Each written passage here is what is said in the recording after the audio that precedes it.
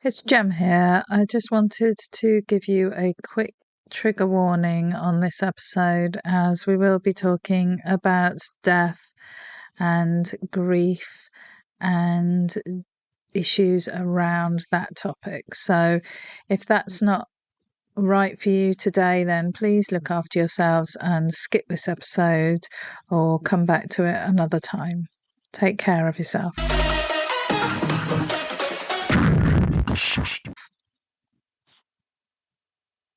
It can supplement real life exposure to death and dying and allow you to think about your own experiences of death and dying or those around you, and kind of maybe have a space to talk about it with someone you... It means that when you do something and you fail, it's very easy to just say, oh, well, I'm not good at this. I'm going to give it up. And that is not reality. Gaming is a really good opportunity to learn that lesson in a very safe environment. I do think that's a way that in-game death can be a real force for good. Those are the snapshots of the human condition I find most fascinating and enjoyable to step into. And it is a place of, at the end of it, safety, because you can step out of it as well. You can restart the game and everyone's happy.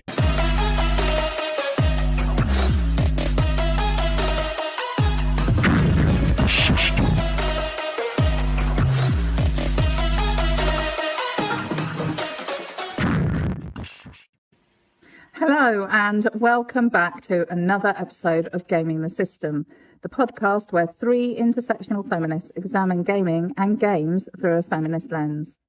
I'm your host for today. I'm Jem, and I'm here with my friends Alex and Matt.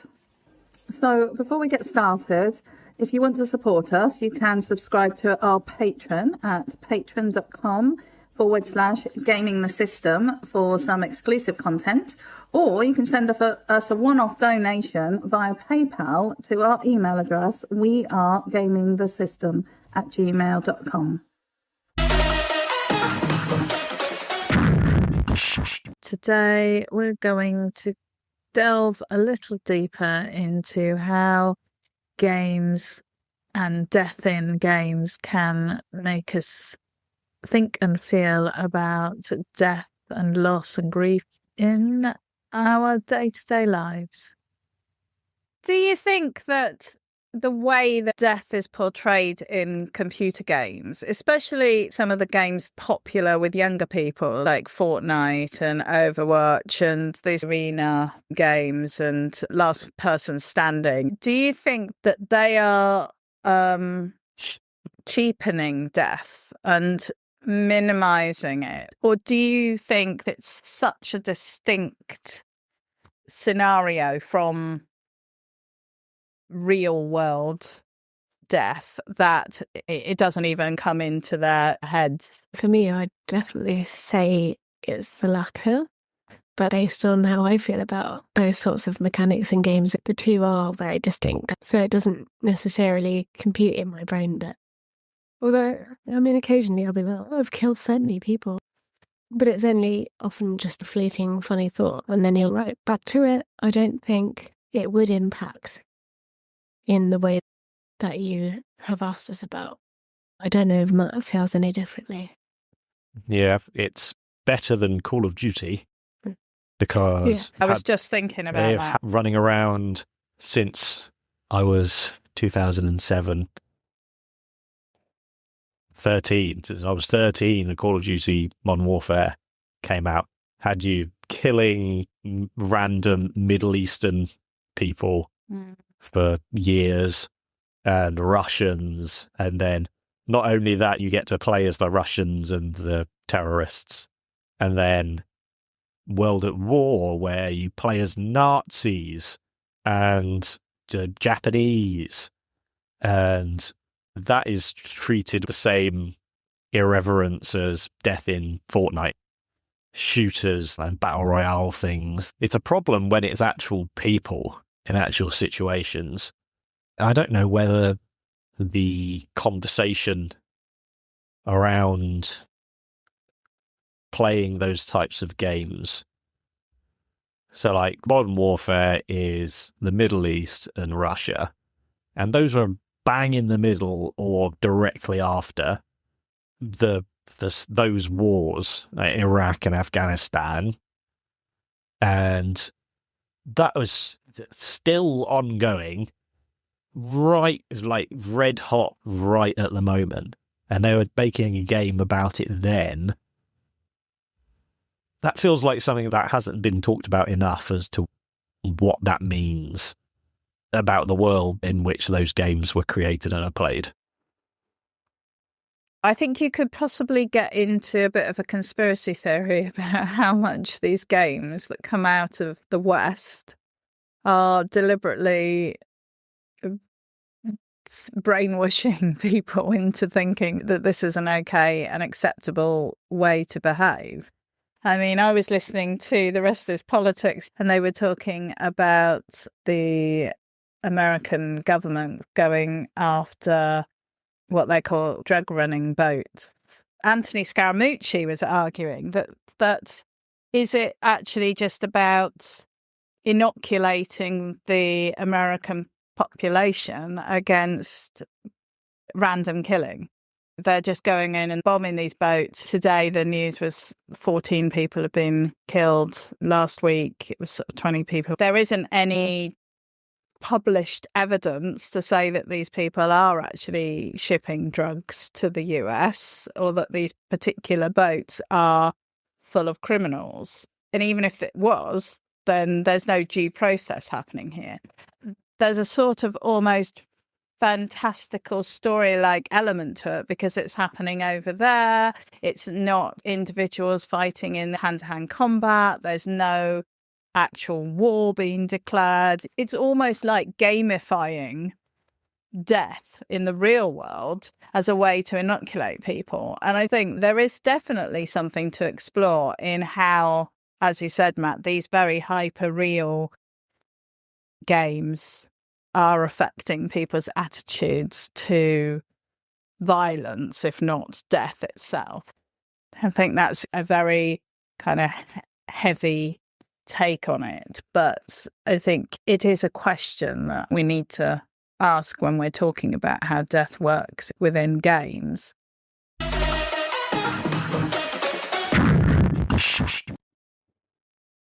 Do you think that it can provide us with an opportunity to rehearse or explore death in a sort of safe environment? Following the pandemic, one of the things that came up was that people who had watched a lot of disaster movies and things about plagues and pandemics actually found that they were less freaked out by COVID when it hit and all of the things that we were asked to do and the ways that our day-to-day life was affected than people who hadn't, because they'd explored it within the movies. These sort of fantasy, fictional scenarios are a way for us to feel scared and to deal with that potential fear.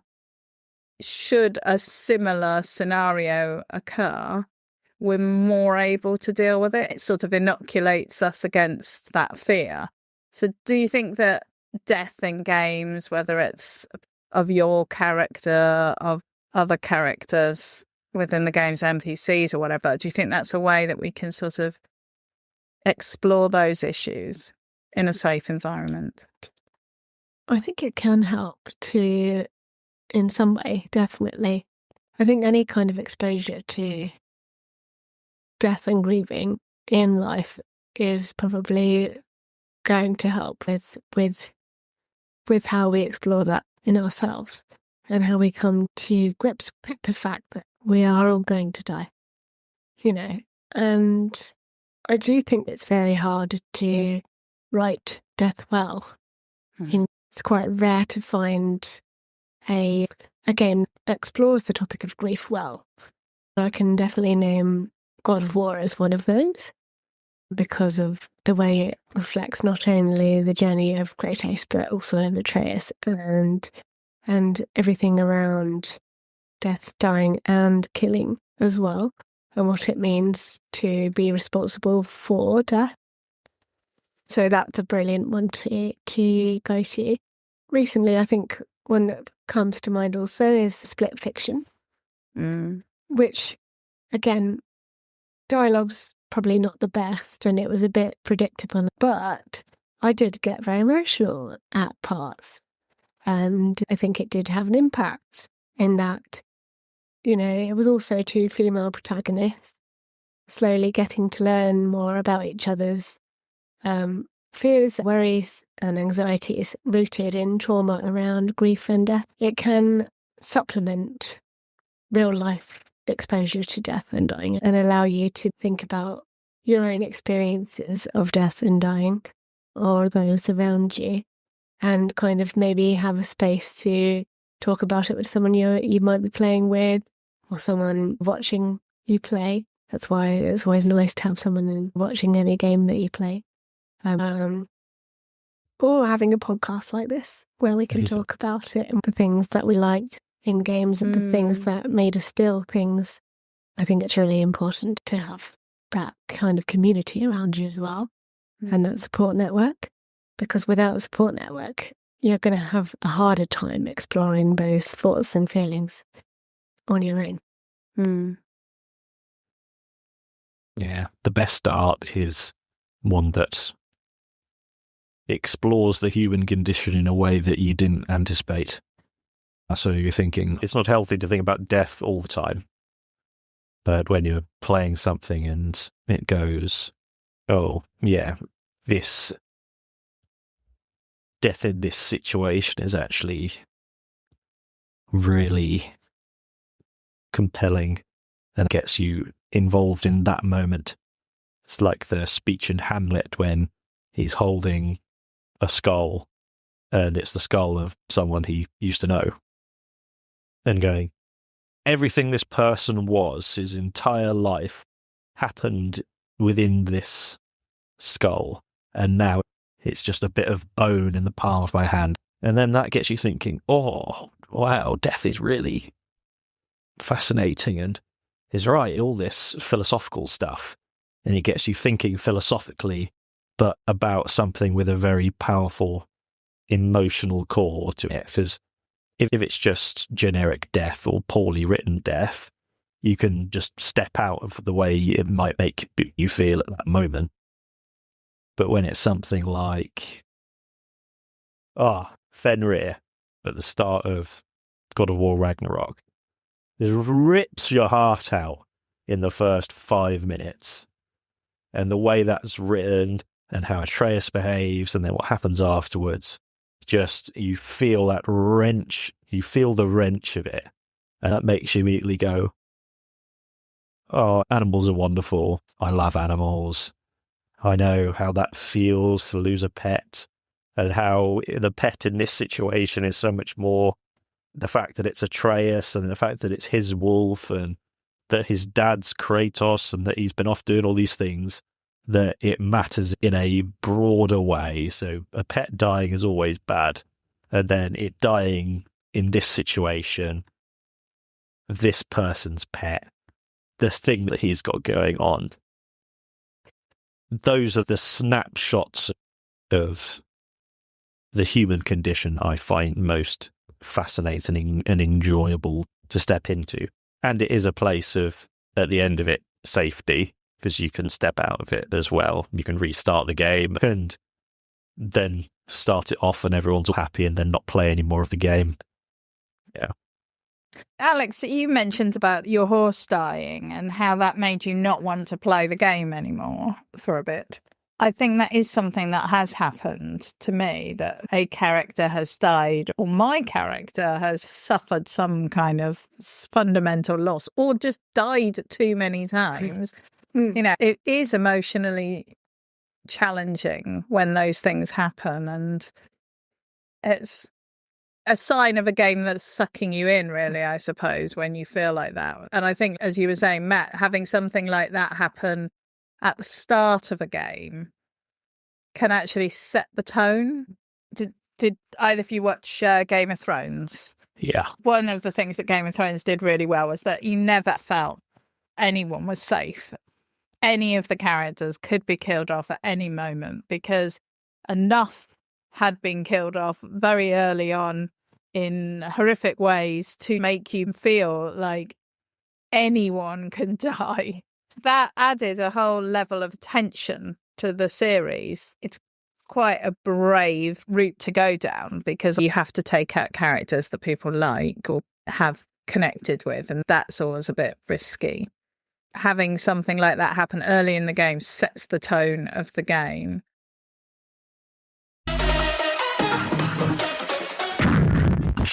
I just want to get your thoughts on what it says about how we deal with impermanence, loss, and failure. As we've said, there's very few permadeath games, like genuine permadeath, because obviously that wouldn't be fun.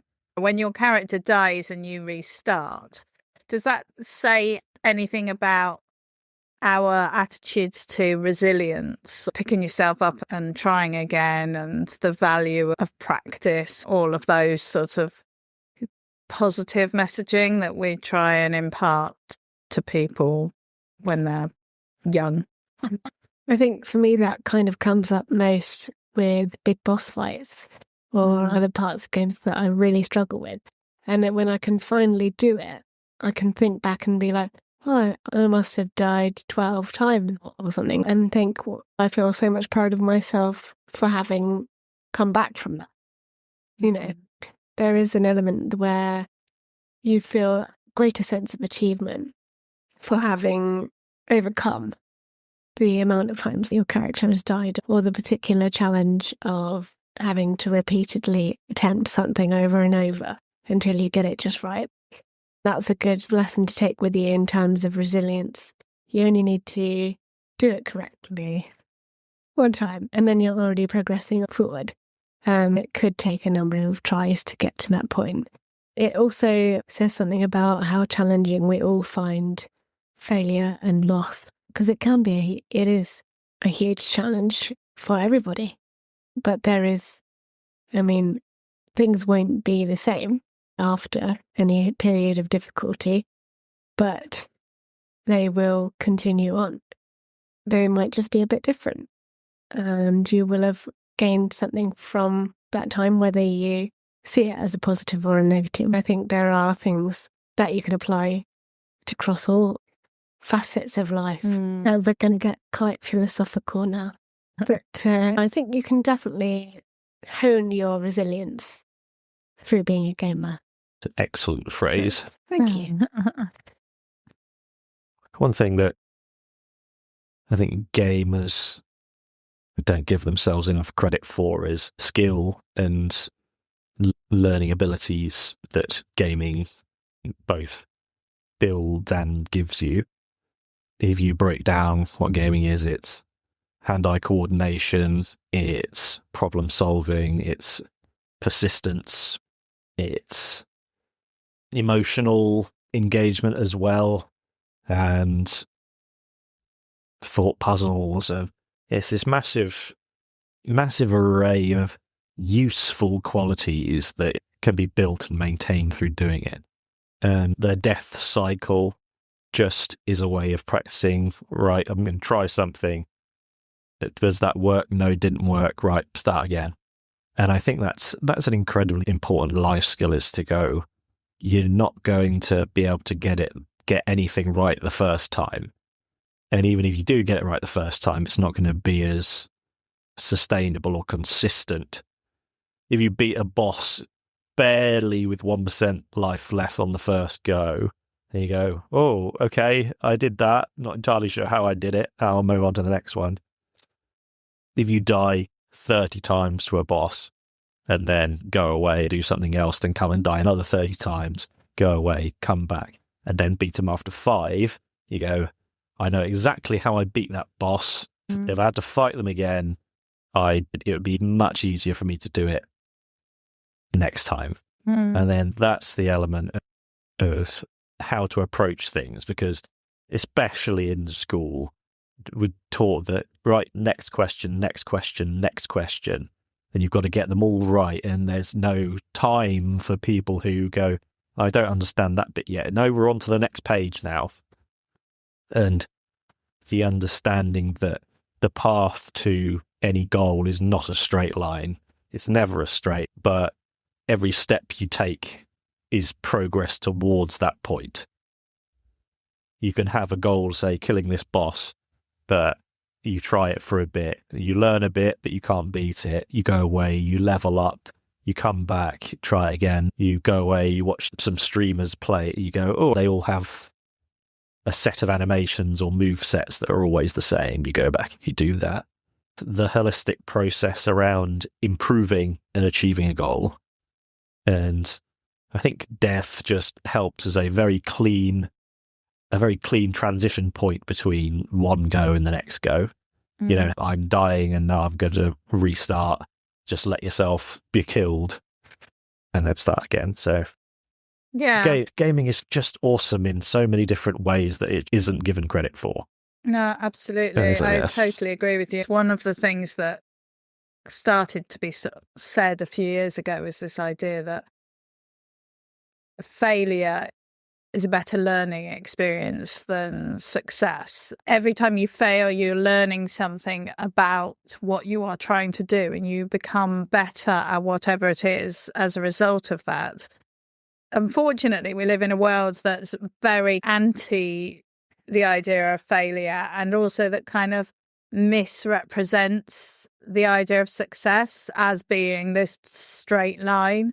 I remember watching Britain's Got Talent, and somebody would come on and sing, and everyone would be like, oh my gosh, they're amazing, they're so good, this like unknown talent. And then when you looked into it, you'd often find that they'd been touring like round local pubs and singing at every available opportunity. It's just they hadn't had their break. It isn't that they'd suddenly walked on that stage yesterday and today they're a superstar. That isn't actually how it works. The reality is that we have to work quite hard at things to get good at them. Very few people are born with the ability to play the piano fantastically, or paint, or take photographs, or design computer games. And it's really problematic that we push that idea so much, because it means that when you do something and you fail, it's very easy to just say, oh, well, I'm not good at this, I'm going to give it up.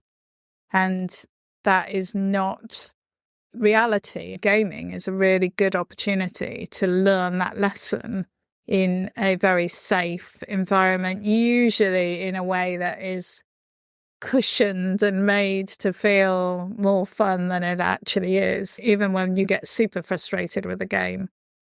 I do think that's a way that in-game death can be a real force for good. Do you feel that you would play a game that was genuinely permadeath? If you knew that you could be halfway through the game and your character dies and that's it, that's the end of the game. I'm not quite sure what will happen in Pandemic Legacy if we don't manage to win by the end of the year, because they give you 2 goes each month and you can fail and fail and fail to meet your targets. But obviously that'll only work until December. And at the end of December, your game has been irreparably changed. If you don't succeed at that point, that's it. You can't reload, you can't go back. And I wonder how you feel about, would you play a game that you could get halfway through and that would be it then? No, you can't finish this. We've had a few games where permadeath has been an option in the difficulty menu. And looking at it, it's quite scary because it's like, we've got all these warnings, obviously. If you die, you have to restart the whole game. It's usually accompanied with really low health and the enemy's health is really high. So it's like the ultra difficult mode. I think Baldur's Gate 3 has a challenge like that, doesn't it? Yeah, I forget what it's called. But there is definitely one, they added it as part of a patch, I think. But yeah, the idea of that is terrifying. The amount of things that have gone wrong in the playthrough that I've had, where you just don't, like, the game's not very good at signposting, I don't think. It could be a little clearer. I understand people who are used to Baldur's Gate and to playing D&D type games maybe would have had a slightly easier time of it. But there were things that me and my partner Tom missed. And Tom's a prolific D&D player.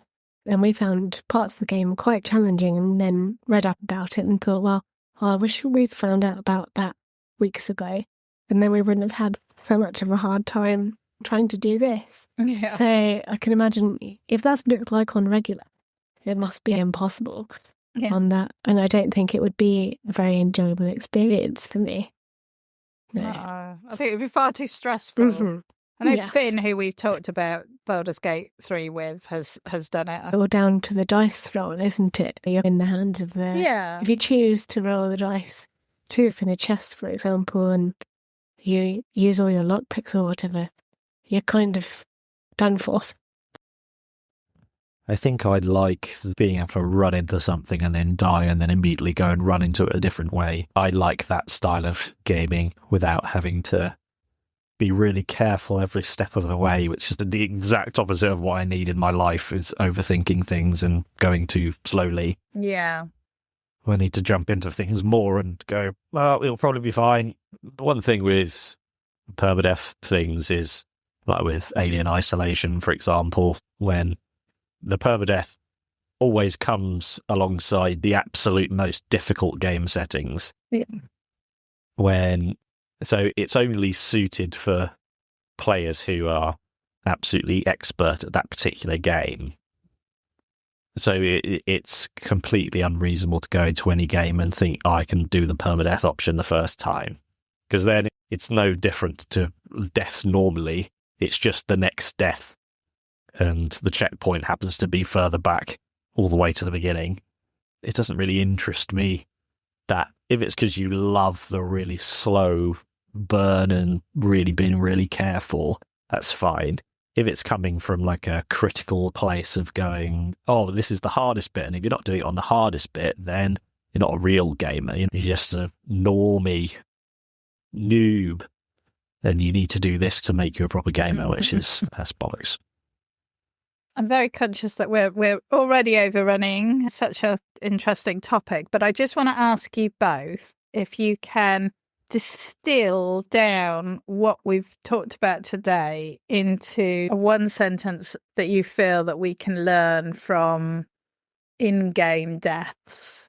I'll give you a moment to think about that, and I will suggest what has come to mind for me while we've been talking, that failure is a learning experience, and we can enter into those scenarios with joy and excitement because that's what we're in this experience to get.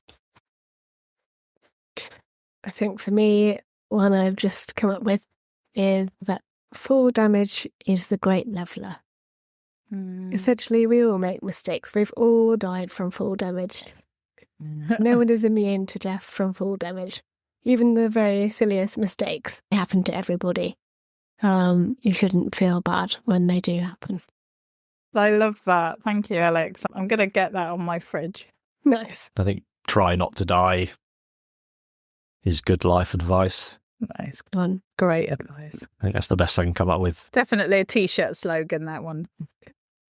Awesome. Thank you both so much. So we've explored the mechanics of death, and in our next episode on this topic, which will be at some time in the future, we'll look at the meaning of death, playing with death, grief, memory and meaning. We've seen a rise of games that are actually giving people opportunity to explore the more emotional sides of death. So we will go into that in our next episode on this topic. But for now, I will thank you both very much and thank everyone for listening. And we will see you with something every Thursday. Please let us know your thoughts on this episode. Thank you both.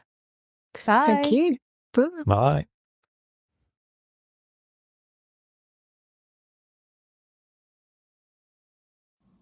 We hope you enjoyed that episode of Gaming the System. If you want to support us, you can donate to us through our PayPal by sending it to wearegamingthesystem@gmail.com if you want to send us a one-off donation. If you want to donate to us monthly, you can subscribe to our Patreon at patreon.com/gamingthesystem. Until next time, bye-bye.